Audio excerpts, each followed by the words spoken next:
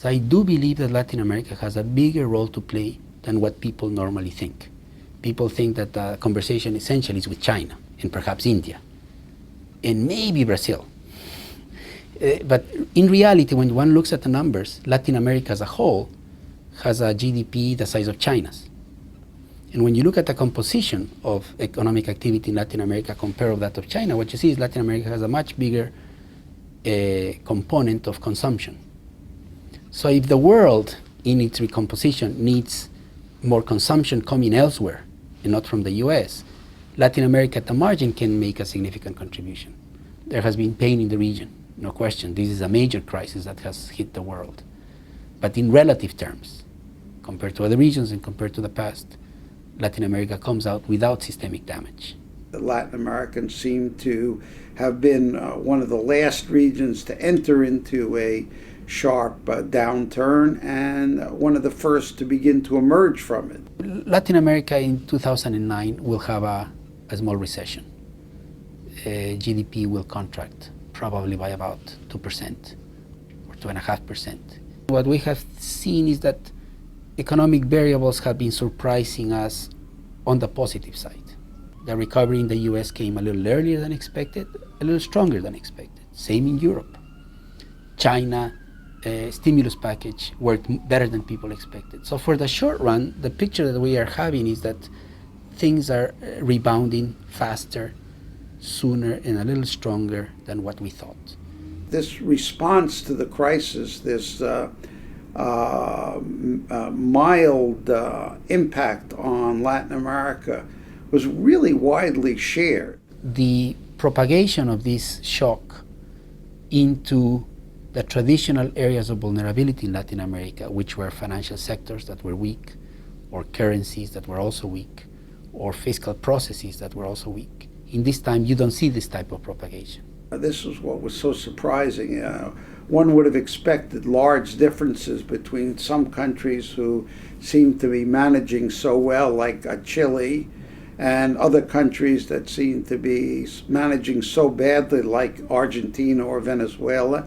And instead, you had a real convergence in the impact of the crisis. Now, when one looks at the pain itself, it has been significant.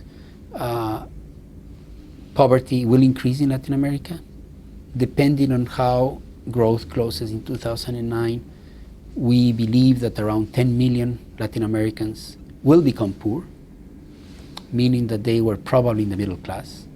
And this is in sharp contrast, not only because you will have more poor, but had the crisis not happened, we would have had much less poor. Latin America had a huge reduction in poverty between 2002 and 2007, 2008. And if growth would have continued in 2009, poverty would have further been reduced.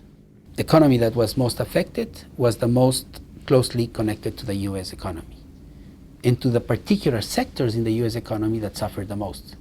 That's Mexico, connected significantly to the automobile parts sector.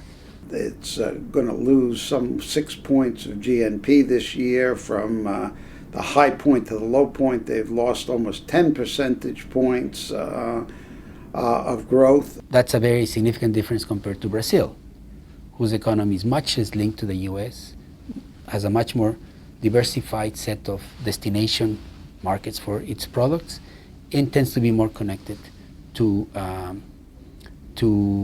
Asia and other poles of growth. The second source of heterogeneity is countries that are large exporters of commodities versus countries that are large importers of commodities. So the large exporters of commodities are in South America. Their exports expanded very largely, very significantly, in part due to the greater demand, but also the fact that the countries were paying much more attention to exports and the importance of exports in their economy. All of the investments we made in two big areas in Latin America, macroeconomic and financial policy prudence, and the second, a stronger social policy, have been investments that have paid very well. Clearly, even the countries on the outliers regarding this converging economic policy I talked to, really have adopted a certain orthodoxy and discipline that just wasn't very present in Latin America in the 80s and early 90s. It's very hard to answer the question, how will Latin America do?